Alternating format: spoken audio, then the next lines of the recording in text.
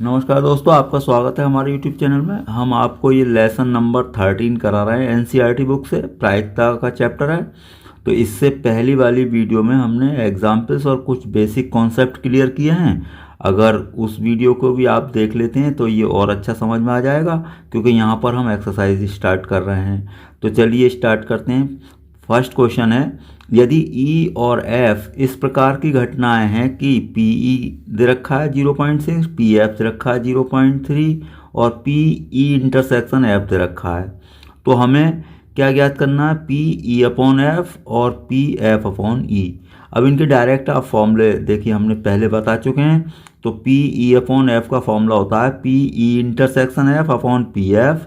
तो इनके वैल्यू रख दी हमने जो भी हैं, और ये PF की वैल्यू हो गई, तो 2/3 आपका आंसर हो गया।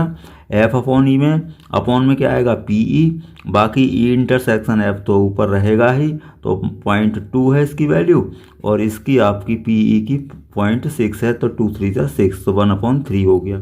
Second question, PA upon B ज्ञात करो यदि PB बराबर 0.5, PA इंटरसेक्शन B बराबर है 0.32। और अब देखिए, ये PB और PA इंटरसेक्शन B दिया है, डायरेक्ट फॉर्मूला होता है A अपॉन B का, PA अपॉन B यानी कि प्रोबेबिलिटी A अपॉन B। तो PA intersection B upon PB। अब 0.32 वैल्यू है इसकी और 0.5, तो इसे डेसिमल अगर आप हटाते हैं तो इधर 2 अंक हैं, 2 स्थान है, और इधर 2 स्थान बनाने के लिए आपने 0 बढ़ा दिया, तो 32/50 हो गया। 2 से आप इसे कैंसिल कर सकते हैं, तो 16/25। थर्ड क्वेश्चन है, PA यानी कि 0.8 और PB है 0.3, PB अपॉन A दे रखा है। ज्ञात करना है हमें PA intersection B, A upon B और A यूनियन B। तो पहले हमने जो नोट कर लिया क्या क्या दिया है। अब हम फर्स्ट पार्ट कर रहे हैं, PB अपॉन A कैलकुलेट करना है, वो A इंटरसेक्शन B। तो हमने फॉर्मूला लगा दिया PB अपॉन A का। क्यों? क्योंकि PB अपॉन A दे रखा है, तो PB अपॉन A का फॉर्मूला लगाया PA intersection B upon PA। तो यहाँ पर ये दोनों वैल्यूज दे रखी हैं, ये कैलकुलेट हो जाएगी। तो 0.4 इसकी वैल्यू है और ये 0.8 है, तो आपका PA इंटरसेक्शन B 4 8 जा 32 आ चुका है। सेकंड पार्ट में आपको कैलकुलेट करना है PA अपॉन B, तो PA intersection B upon PB। अब PA इंटरसेक्शन B अभी हमने कैलकुलेट कर लिया, और ये PB। अब इसके डेसिमल हटा देंगे तो ये क्या आएगा? 50 बन जाएगा, और 16/25, या आप पूरा कैंसिल कर सकते हैं, तो 0.64। अब A यूनियन B कैसे निकलेगा? PA यूनियन B आपने फर्स्ट टर्म फॉर्मूला पढ़ा है NA यूनियन B का, यानी कि NA plus NB minus NA union NA intersection B। अब यही फॉर्मूला क्या प्रोबेबिलिटी में लग जाता है। अब N की बजाय यहाँ पर P लिख दिया, यानी कि A यूनियन B की प्रोबेबिलिटी, और PA A की प्रोबेबिलिटी, और ये क्या है B की प्रोबेबिलिटी, और ये A इंटरसेक्शन B की। तो देखिए, PA की वैल्यू रख दी, PB की भी रख दी, और A इंटरसेक्शन B की भी रख दी। अब आपका ये आंसर बन जाएगा 0.98। फोर्थ क्वेश्चन है, PA यूनियन B ज्ञात कीजिए यदि 2PA बराबर PB बराबर 5/13 और PA अपॉन B बराबर है 2/5। तो देखिए, 2PA बराबर PB बराबर ये दे रखा है, तो आपका PB तो 5/13 हो गया। अब 2PA बराबर ये है, तो 2 अपॉन में चला जाएगा, तो 13 2 जा 6 हो जाएगा, तो PA की वैल्यू निकल गई 5/26। अब हमें कैलकुलेट करना है क्या इसमें? देखिए, PA यूनियन B, तो PA अपॉन B गिवन है, और ये जो गिवन है इनके हिसाब से हम पहले ये वाला फॉर्मूला लगा देते हैं, यानी कि PA अपॉन B का PA intersection B upon PB। तो यहाँ से आपका PA इंटरसेक्शन B कैलकुलेट हो जाएगा, क्योंकि A यूनियन B के लिए हमें A इंटरसेक्शन B चाहिए। तो हमने ये पहले फॉर्मूला लगा दिया, और इससे हमारा PA इंटरसेक्शन B आ जाएगा। PB ये क्रॉस मल्टीप्लाई में चला जाएगा, और इनके मान रख दें आप, तो 5 से 5 कैंसिल हो जाएगा, 2/13 आया। अब आप PA यूनियन B का फॉर्मूला लगाएंगे, PA plus PB minus PA intersection B। इनके सभी के मान रखने हैं हमें। एलसीएम ले लें आप, और ये आपका एलसीएम आ गया 26, तो 5 बचा, 13 2 ज़ा 26, 2 5 ज़ा 10 और ये बचेगा 13 2 ज़ा 26, 2 2 ज़ा 4। तो आपका 11/26 आपका आंसर हो गया। फिफ्थ क्वेश्चन क्या है, यदि पी ए बराबर 6/11, पी बी बराबर 5/11, पी ए यूनियन बी 7/11, तो हमें पी ए इंटरसेक्शन बी ज्ञात करना है और पी ए अपॉन बी और पी बी अपॉन ए। तो पी ए इंटरसेक्शन बी देखिए इस वाले फॉर्मूले से ही आ जाएगा। पी ए यूनियन बी का फॉर्मूला लगा दिया हमने, P A plus P B minus P A intersection B. अब ये सभी वैल्यू हमने रख दी, पी ए की भी रख दी, पी भी रख दी और ये हमें कैलकुलेट हो जाएगा। तो इन दोनों को प्लस करें तो 6 और 5 11 हो जाएगा अपॉन में, क्योंकि एलसीएम 11 है ही तो दोनों ऊपर के नंबर भी जुड़ जाएंगे। तो ये आएगा आपका 11/11, तो ये रह जाएगा 1 क्योंकि ये इससे कैंसिल हो गया, तो ये आपका बचा 1। तो अब पी ए इंटरसेक्शन भी इधर लाएं और 7/11 इधर ले जाएं, तो 11 माइनस 7 क्या बचेगा 4/11।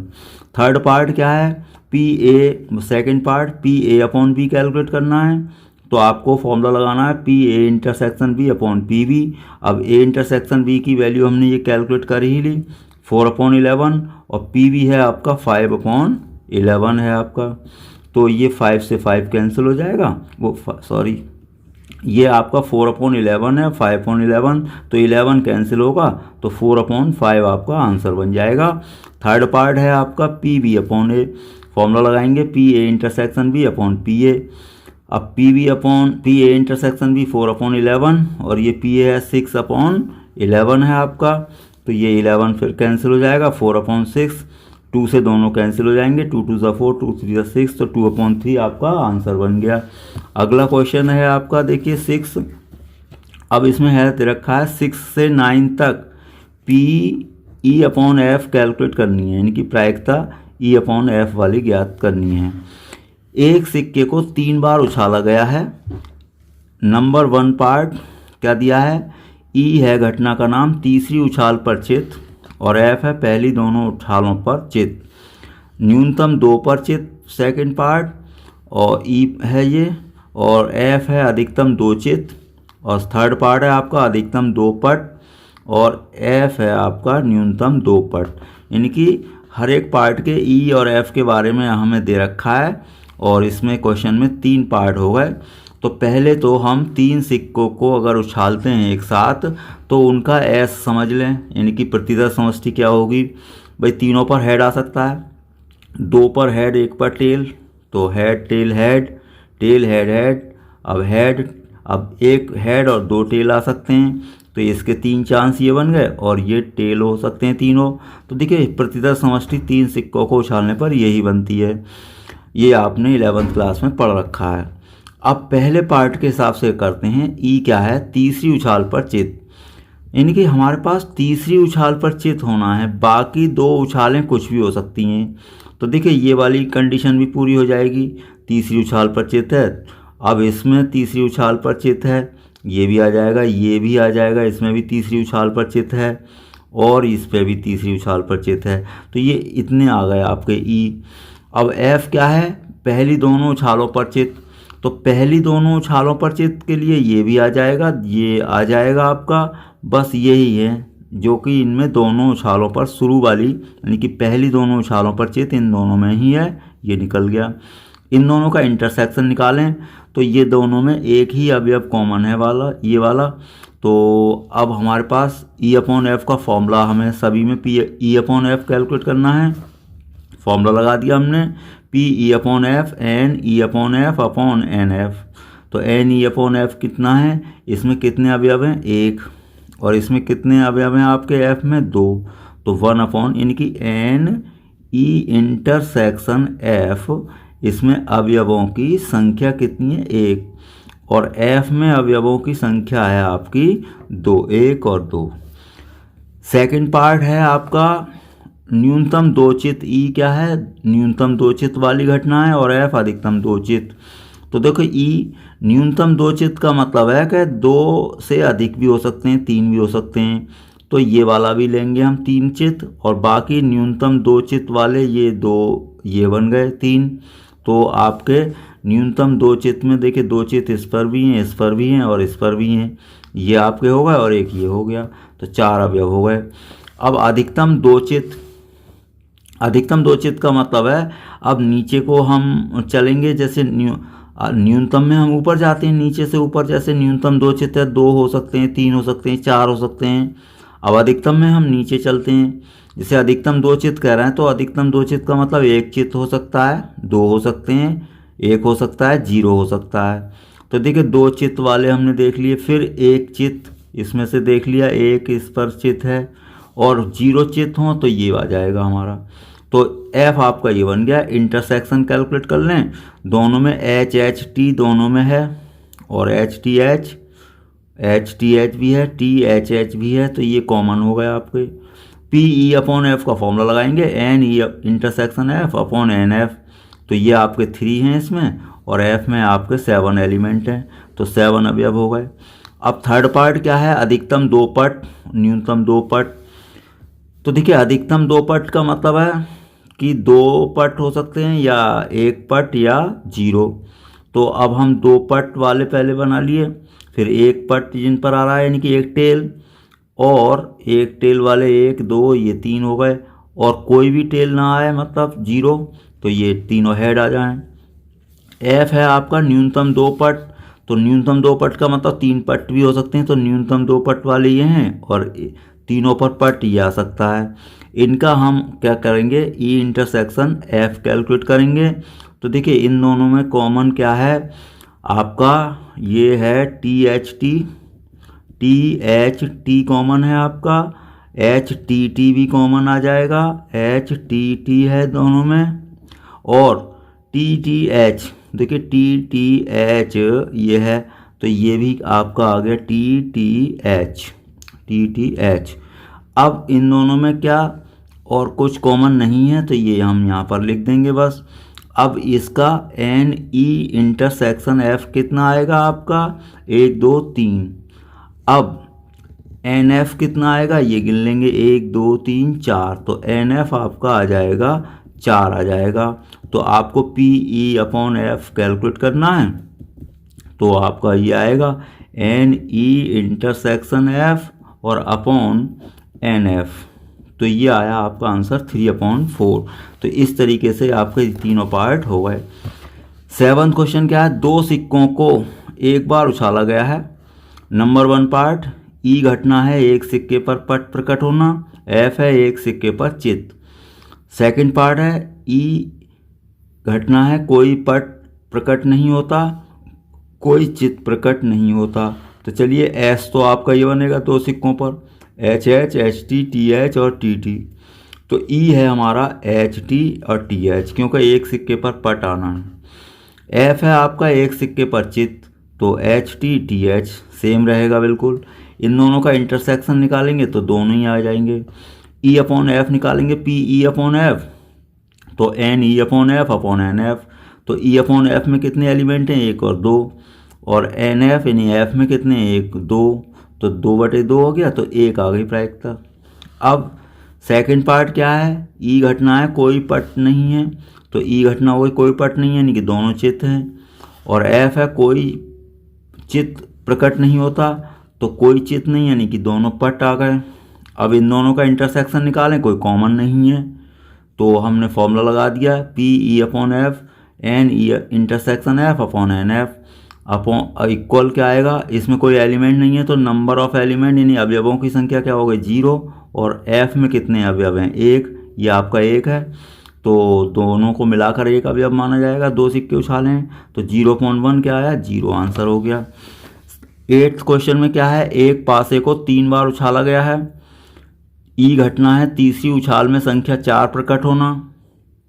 एफ है पहली 2 उछालों पर 6 तथा 5 प्रकट होना। तो एक पासे को 3 बार उछाला है, देखो 3 बार उछालेंगे तो 1 1 4 ऐसे, तो ये तीसरी उछाल में संख्या 4 फिक्स कर लें आप हर जगह 4, तो ऐसे समझ लें आपका 2 ही पासों का गेम चल रहा है, क्योंकि 4 तो हर बार लगाना है।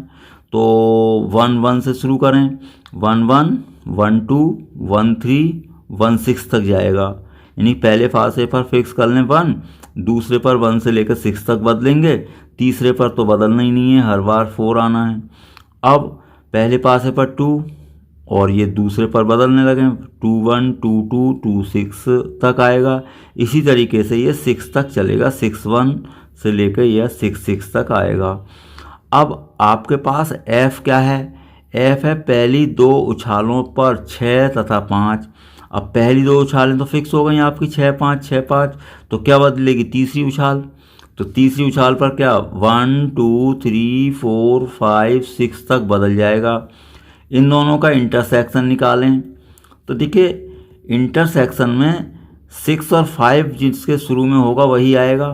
6 और 5 इसमें है, एक तो 6 और 5 शुरू में इसमें है और कहीं नहीं मिलेगा, क्योंकि 6 से स्टार्ट यही हो रहा है, 6 से आरंभ वाली रो ये है। तो एक ही अवयव आपका कॉमन आया, तो पी ई अपॉन एफ लिख दें, n E upon F upon N F, तो इक्वल 1 अपॉन क्या आ जाएगा इसकी, इनका इसमें कितने अवयव हैं? 1, और एफ में कितने अवयव हैं आपके? 6। तो ये आपका आंसर हो गया। अब ये 7th क्वेश्चन था आपका। अब क्वेश्चन नंबर हम 8 ले रहे हैं। तो क्वेश्चन नंबर 8 में देखिए कहाँ पर है ये आपका, ये 8th ही था क्वेश्चन। अब क्वेश्चन नंबर लेंगे 9th। तो 9th क्वेश्चन में आपका है, एक पारिवारिक चित्र में माता पिता व पुत्र यदृच्छा खड़े हैं। पुत्र ई घटना है, पुत्र एक सिरे पर खड़ा है, एफ पिता मध्य में खड़ा है। तो देखिए ई क्या है? पुत्र एक सिरे पर खड़ा है, एफ है घटना, पिता मध्य में खड़ा है। तो पहले तो ये 3 लोग हैं, इनका एस बनाइए, यानी कि प्रतिदर्श समष्टि। भाई फादर को हमने एफ लिख दिया, मदर को एम लिख दिया, सन को वो लिख दिया, पुत्र को एस लिख दिया। तो एफ एस एम, पहले आपने एफ से शुरू किया तो F S M F M S, अब एम से शुरू कर लें, M F S M S F और एस एफ एम। ये ठीक 3 सिक्कों वाला जैसे हो गया। अब ये हुआ, इसने प्रतिदर्श समष्टि के बिंदु हो गए। लेकिन हमें ई क्या है? पुत्र एक सिरे पर है, तो पुत्र को एक सिरे पर खड़ा कर लें। अब दोनों बार इधर खड़ा कर लिया तो एफ और एम, एम और एफ, यानी कि माता पिता अपना स्थान बदल लेंगे। अब हो सकता है कि पुत्र इधर किनारे पर खड़ा हो, पहले हमने शुरू में कर लिया, इधर कर लें, तो माता पिता पुत्र और पिता माता और पुत्र। अब एफ क्या है? पिता मध्य में है, तो पिता को मध्य में कर लें, तो यही दोनों बदलेंगे। भाई पुत्र इधर हो सकता है, माँ इधर हो सकती है, माँ इधर हो सकती है, पुत्र इधर हो सकता है, तो 2 चांस हो गए। इन दोनों का कोई कॉमन देखें। भाई इन दोनों में एक तो ये कॉमन है आपका, और एम एफ एस एक ये कॉमन है, तो हमने ये ई इंटरसेक्शन एफ निकाल लिया, तो ये कॉमन आ गए। अब हमें फॉर्मूला लगाना है पी ई अपॉन एफ, तो n E intersection F upon N F. तो एन ई इंटरसेक्शन में इसमें कितने अवयव हैं? 1 और ये 2, और एफ में कितने? 2, तो ये 2/2 कितना हो गया? 1 आ जाएगा आपका। तो ये आपका आंसर हो गया 1। 10वां क्या है? एक काले और एक लाल पासे को उछाला गया है, पासे पर प्राप्त संख्याओं का योग 9 से अधिक है। देखिए बुक में थोड़ी मिसप्रिंटिंग है, वहाँ 9 है योग, लेकिन हमें यहाँ पर करना है 9 से अधिक। तो आंसर आपका तभी मैच करेगा। योग कितना करना है आपको? करेक्शन 9 से अधिक होने की सप्रतिबंध प्रायिकता ज्ञात कीजिए यदि यह ज्ञात है कि काले पासे पर 5 प्रकट हुआ है। तो पहला पार्ट क्या है? पासों पर संख्याओं का योग 9 से अधिक, इस बात की हमें प्रायिकता निकालनी है, जबकि ये ज्ञात है कि काले पासे पर 5 प्रकट हुआ है। बी आपका ऑप्शन अलग है। तो पासों पर प्राप्त संख्याओं का योग 8 है, यहाँ पर सीधा योग 8 है, 8 होने की प्रायिकता ज्ञात करनी है सप्रतिबंध, जबकि यदि ये ज्ञात हो कि लाल पासे पर प्रकट संख्या 4 है, 4 से कम है। तो पहला पार्ट कर रहे हैं हम। ई घटना क्या है? प्राप्त संख्याओं का योग 9 से अधिक। अब देखिए 9 से अधिक 10 हो सकता है, 11 हो सकता है, 12 हो सकता है। तो देखिए 4 और 6 लेंगे 10 हो गया, 5 और 5 हो जाएगा 10, 6 और 4 हो जाएगा 10। अब 11 करें, 5 6 6 5 और 12 एक ही तरीके से हो सकता है, 6 और 6। एफ घटना क्या है? काले पासे पर 5 प्रकट हो। अब काले पासे का मतलब है पहले वाले पासे को काला मान लें तो सभी में 5 5 5 लिख दें, दूसरे पासे पर बदल दें 1 2 3 6 तक। अब इन दोनों का इंटरसेक्शन निकाल लें, तो देखिए दोनों में इंटरसेक्शन क्या है, एक तो 5 5 इसमें मिल रहा है और 5 6 भी मिल रहा है। तो ये दो चीज़ें आपके, दो अवयव आपके मैच खा रहे हैं, यानी कि दोनों में कॉमन है। अब ई इंटरसेक्शन एफ हो गया। अब हमें P E upon F calculate करनी है। तो n E intersection F upon N F. तो ये कितने अवयव हैं, 1 2। अब इसमें एन एफ में कितने, ये 6 अवयव हैं आपके, गिन लें। तो 2 3 6, तो 1/3 आपका ये आंसर हो जाएगा। अब हमारे पास ये इसका बी पार्ट देखेंगे। पासों पर प्राप्त संख्याओं का योग 8 करना है और लाल पासे पर 4 से कम। तो देखिए ई घटनाएं पासों पर प्राप्त संख्याओं का योग 8। तो 8 2 6 बन सकता है, 3 5 हो सकता है, 4 4 हो सकता है, 5 3 हो सकता है, 6 2 हो सकता है।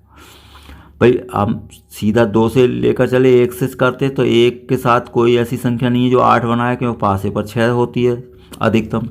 तो 2 से हम शुरू कर सकते हैं, 2 6।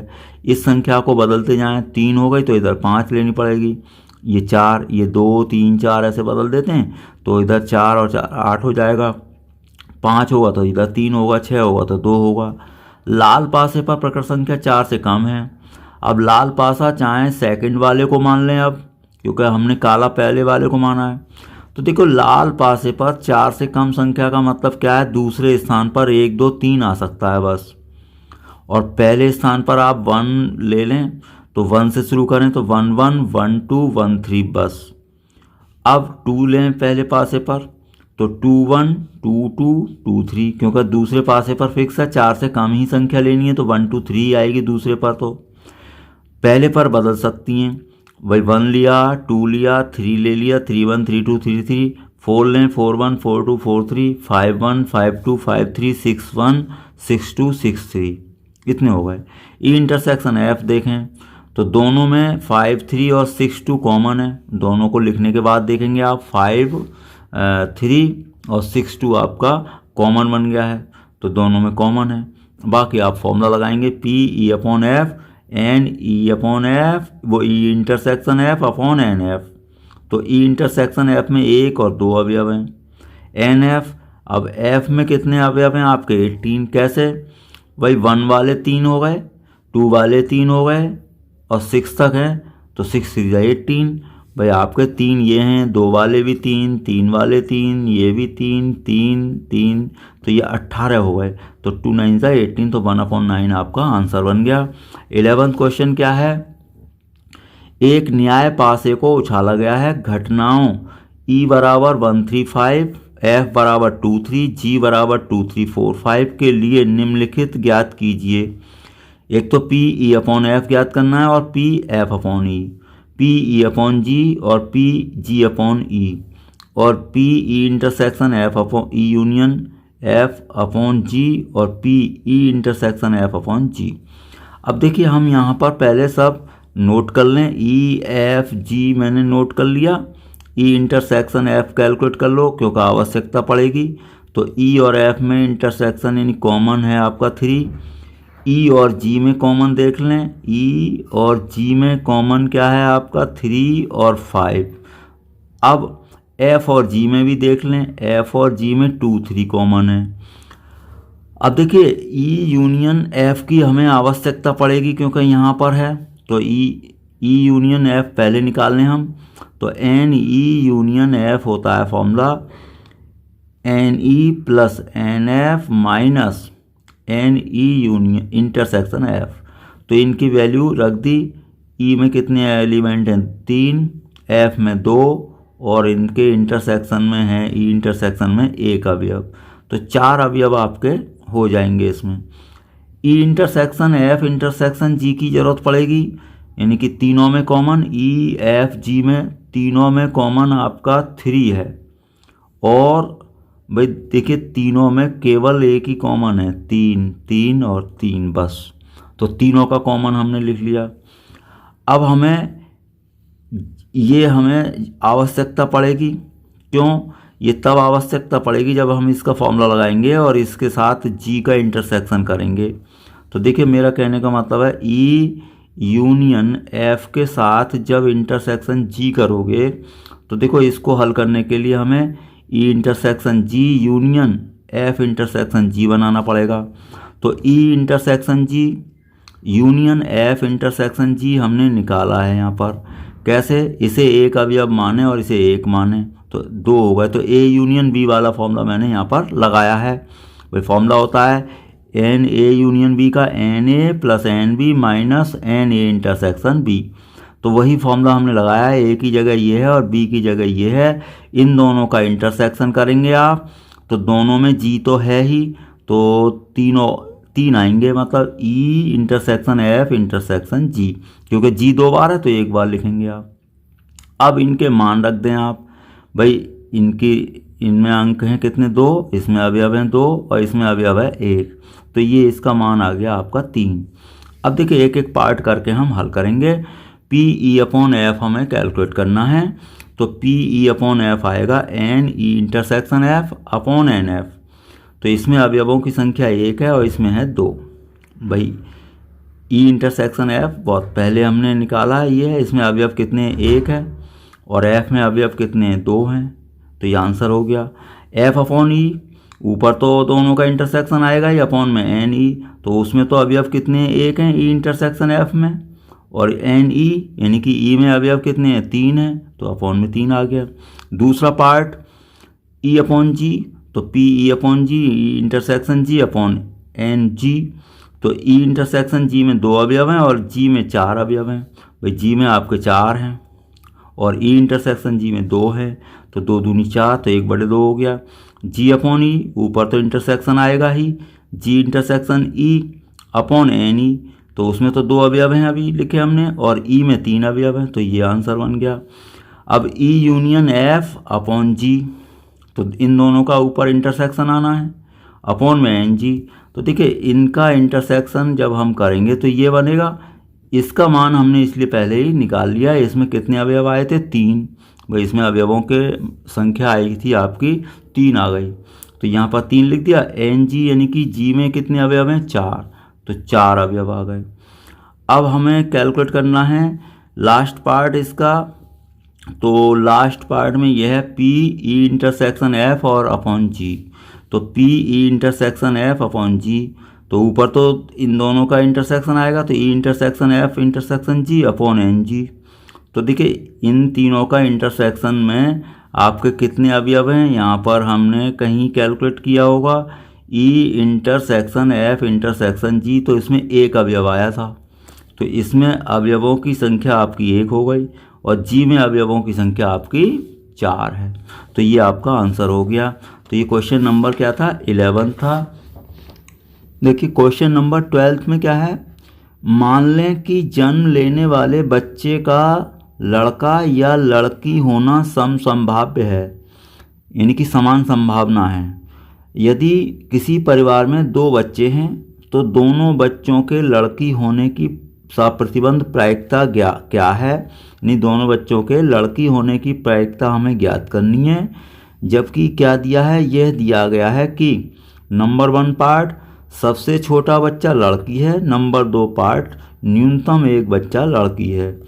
तो देखिए हमने पहले इसमें 2 बच्चे होने का आप सैंपल स्पेस यानी प्रतिदर्श समष्टि बनाइए। क्या बन सकता है? भाई दोनों लड़के लड़के ही हो सकते हैं, पहला दूसरा, तो एक चांस ये हो गया। पहला लड़का दूसरी लड़की, पहली लड़की दूसरा लड़का, या दोनों लड़की।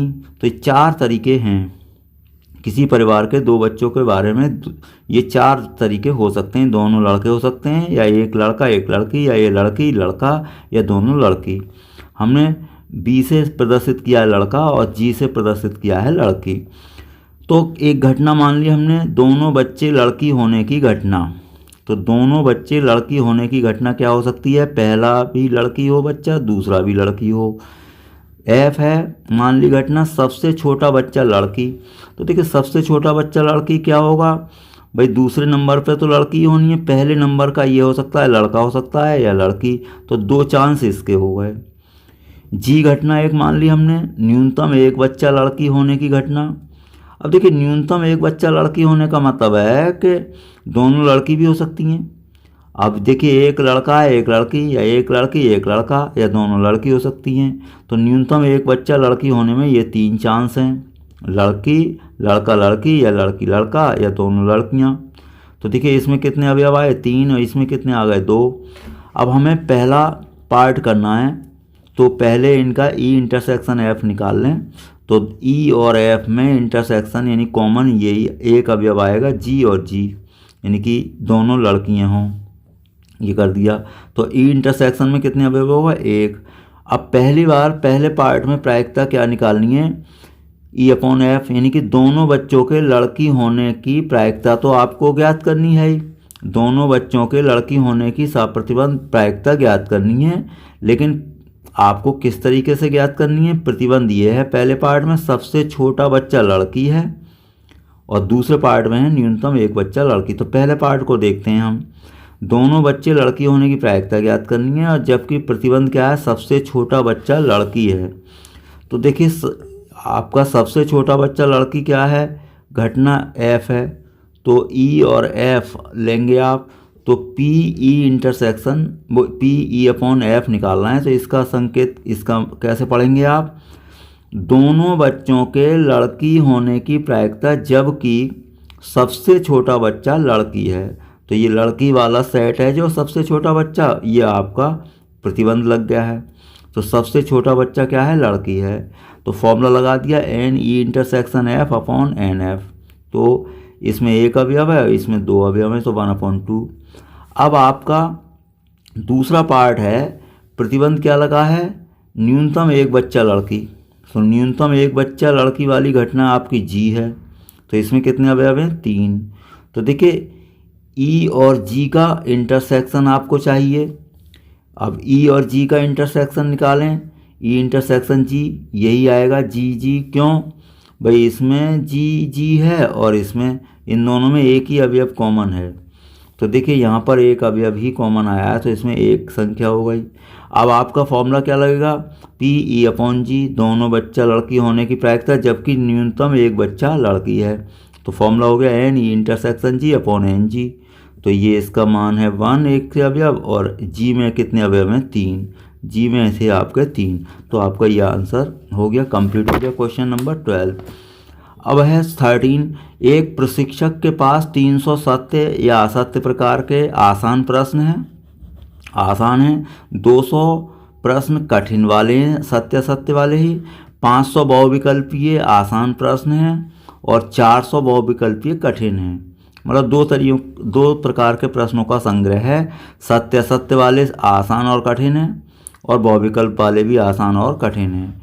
हमें प्रायिकता क्या निकालनी है, देखिए ये यहाँ पर दे रखा है। तो एक आसान प्रश्न की बहुविकल्पीय होने की प्रायिकता ज्ञात करनी है, मतलब एक आसान प्रश्न की बहुविकल्पीय होने की प्रायिकता। तो आपको एक तरीके से आसान प्रश्न होने की प्रायिकता ज्ञात करनी है, जबकि कंडीशन क्या है बहुविकल्पीय होना चाहिए, यानी कि एक आसान प्रश्न की प्रायिकता निकालनी है जबकि कंडीशन है बहुविकल्पीय होना चाहिए। तो हमने यहाँ पर घटना मान ली, ई माना कि आसान प्रश्न होने की घटना है। तो आसान प्रश्न कहाँ कहाँ है, 300 तो इसमें थे आसान प्रश्न सत्य असत्य, और 500 इसमें थे बहुविकल्पीय। तो आपके ये आ गई घटना ई आसान प्रश्न होने की घटना, 300 आसान प्रश्न सत्य असत्य प्रकार के प्लस 500 आसान प्रश्न बहुविकल्पीय। एफ घटना हमने मान ली बहुविकल्पीय प्रश्न होने की घटना। अब देखिए बहुविकल्पीय प्रश्न होने की घटना, बहुविकल्पीय 2 प्रकार के हैं, 500 आसान वाले और 400 बहुविकल्पीय। तो मतलब 400 कठिन वाले हैं, तो 500 बहुविकल्पीय आसान प्लस 400 बहुविकल्पीय कठिन। अब देखिए ई इंटरसेक्शन एफ, दोनों में कॉमन क्या है, दोनों में कॉमन है आपका 500 आसान प्रश्न बहुविकल्पीय। इसमें भी 500 आसान बहुविकल्पीय हैं और इसमें भी 500 आसान बहुविकल्पीय हैं। तो ये दोनों में कॉमन है, क्योंकि उसमें 300 सत्य असत्य हैं और इसमें 400 बहुविकल्पीय हैं, तो कोई और कॉमन नहीं है। तो ई इंटरसेक्शन आपका आया 500 आसान बहुविकल्पीय। तो ई इंटरसेक्शन के अवयवों की संख्या हो गई 500। एन एफ, अब एन एफ गिने 400 और ये 500 और प्लस 400, तो 900 हो गए। आपका प्रश्न के अनुसार क्या निकालना है हमें, पी ई अपॉन एफ, यानी आसान प्रश्न होने की प्रायिकता जबकि प्रश्न बहुविकल्पीय हो। तो आसान प्रश्न होने की प्रायिकता, जबकि प्रश्न बहुविकल्पी हो तो ऊपर तो आप इंटरसेक्शन आता है n E intersection F, upon में ई अपॉन वाला जाता है एन एफ। तो ये तो इसमें अवयवों की संख्या थी 500, इसमें है 900, तो आपका 549 आंसर आ जाएगा। अब ये क्वेश्चन नंबर 13 था। 14 पर आइए। यह दिया गया है कि दो पासों को फेंकने पर प्राप्त संख्याएं भिन्न भिन्न हैं। दोनों संख्याओं का योग 4 होने की प्रायिकता ज्ञात कीजिए। मतलब दोनों पासों पर जो प्राप्त संख्याएं कैसी हैं, भिन्न हैं। तो एक तो हमने घटना मान ली ई योग 4 होने की घटना, तो 1 3, 2 2 और 3 1, ऐसे 4 हो सकता है। एफ घटना मान ली दोनों पासों को फेंकने पर प्राप्त संख्याएं भिन्न भिन्न हों। तो दो पासे फेंकेंगे तो 1 1 2 1 2 ऐसे आता, तो 1 1 नहीं लेंगे, क्यों? भिन्न लेनी है दोनों संख्याएं दोनों पासों पर। तो 1 2 1 3 1 4 1 5 1 6। अब 2 1 2 2 नहीं लेंगे क्योंकि फिर समान हो जाएंगे। तो 2 1 2 3 2 4 2 5 2 6। 3 1 3 2 3 3 नहीं लेंगे, समान हो जाएंगी। तो 3 4 3 5 3 6। 4 1 4 2 4 3 4 4 नहीं लेंगे क्योंकि 4 और 4 समान हो जाएंगे। तो 4 5 4 6। तो इस तरीके से इसमें 5 5 नहीं आएगा, इसमें 6 6 नहीं आएगा।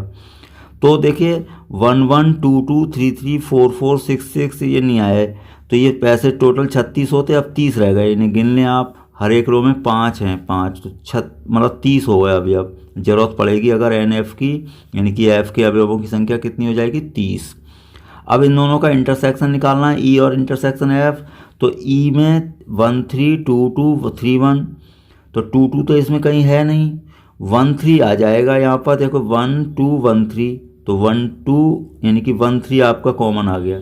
3 1 3 1 इसमें आ जाएगा। तो दो अवयव आपके कॉमन है, 1 3 और 3 1। आप लिख कर देख लें। एन ई इंटरसेक्शन कितने हो गए, 2, और एन एफ हो गए 30। प्रायिकता निकालनी है पी ई अपॉन एफ, यानी कि योग 4 आने की प्रायिकता जबकि पासों पर भिन्न संख्याएं हों। योग 4 आने की प्रायिकता जबकि पासों पर संख्याएं क्या हों, भिन्न हों। तो n E intersection F upon N F, upon में तो यही आता है। तो ये 2 हैं, 2 अवयव हैं, और ये 30 है। तो 2 से 15 बार कट गया, 1/15 आपका आंसर हो गया। 15 क्वेश्चन। एक पासे को फेंकने के परीक्षण पर विचार कीजिए। एक पासा फेंका, यदि पासे पर प्रकट संख्या 3 का गुणज है तो पासे को पुनः फेंकें, और यदि कोई अन्य संख्या प्रकट हो तो सिक्के को उछालें। मतलब पासे को फेंकाया, पासे पर 3 का गुणज का मतलब 3 आ जाए या 6, तो पासा ही दोबारा फेंका जाएगा। और अगर इसके अलावा आता है 3 और 6 के, यानी कि 1 आया या 5 या 4, तो पासा नहीं फेंका जाएगा, फिर सिक्का फेंका जाएगा। तो हमें घटना क्या क्या दी हैं। एक घटना ये है, न्यूनतम एक पासे पर संख्या 3 प्रकट होना दिया गया है। तो घटना सिक्के पर पट होने की प्रायिकता ज्ञात करनी है। तो हमने यहाँ पर ये तो सैंपल स्पेस मैंने बनाकर दिखाया। क्या पासे पर 3 आया तो पासा दोबारा फेंका, 3 1 3 2 3 3 3 4 3 5 3 6। या फिर पासे पर 6 आया, यानी 3 का गुणज 6, तो 6 1 से लेकर 6 6 तक।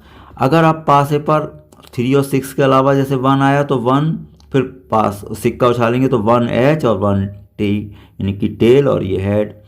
2 के साथ भी हेड और टेल, 4 के साथ हेड और टेल, 5 के साथ भी हेड और टेल, 6 तो उसमें आ ही चुका है। अब ई घटना हमने मान ली सिक्के पर पट होने की प्रायिकता। तो सिक्के पर पट होने की प्रायिकता, ये आपके घटनाएं अभी फिलहाल क्या लिख रहे हैं, हम पहले घटना लिख रहे हैं। तो सिक्के पर पट होने की घटना आई है। तो 1T 2T 4T और 5T। भाई आपको पट का मतलब टेल, तो 1 के साथ T 2T और ये क्या है 4T और 5T, ये आ गई आपकी ई। एफ है न्यूनतम एक पासे पर संख्या 3 प्रकट होने की घटना। तो ये हमने यहाँ पर गलती से लिख दिया है, ये घटना है। तो एफ क्या है, न्यूनतम एक पासे पर संख्या 3 प्रकट होने की घटना। तो देखिए न्यूनतम एक पासे पर संख्या 3 है तो दोनों पर भी हो सकती है।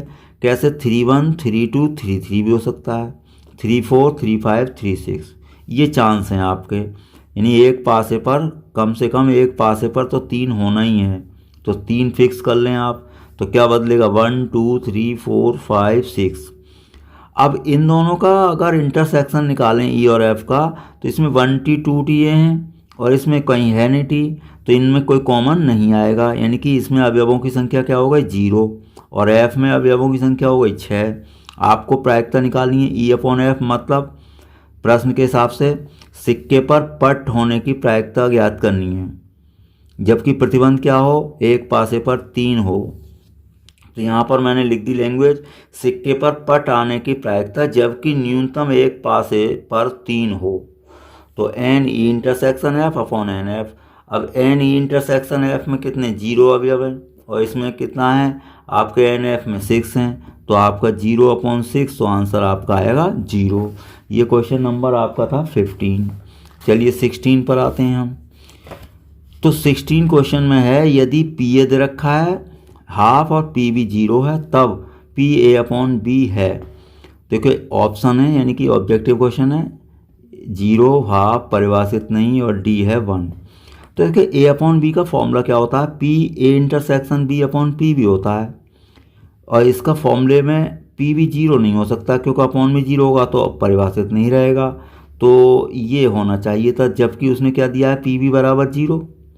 तो आप जब इसके अपॉन में, चलो इसे आप छोड़ भी दें, तो पी बी क्या दे रखा है आपका 0, तो पी बी आप 0 रखेंगे, तो अब किसी के अपॉन में 0 तो अनंत हो गया, यानी कि अपरिभाषित। तो ये अपरिभाषित आपका ऑप्शन करेक्ट है सी, तो आंसर हो गया आपका सी। 17 क्या है, यदि ए और बी दो घटनाएं इस प्रकार हैं कि पी ए अपॉन बी बराबर पी बी अपॉन ए, दोनों 0 के बराबर नहीं हैं, इनमें से ऑप्शन आपको ट्राई करना है। पहले तो ये रख दें जो दिया है उन्होंने, पी ए अपॉन बी बराबर पी बी अपॉन ए, इसका फॉर्मूला लगा दें, P A intersection B upon में तो पी बी आएगा, पी ए इंटरसेक्शन बी तो ऊपर आएगा ही, अपॉन में क्या आएगा पी ए। अब देखिए ये तो कैंसिल हो जाएंगे, तो क्या आया आपका पी ए बराबर पी बी, तो आपका इसमें ऑप्शन नंबर हो गया डी, तो आपका इसमें आंसर कितना हो गया डी। तो ये एक्सरसाइज आपकी समाप्त हो गई। अगली वीडियो में हम एग्जाम्पल के साथ मिलेंगे। वीडियो देखने के लिए आपका बहुत बहुत धन्यवाद।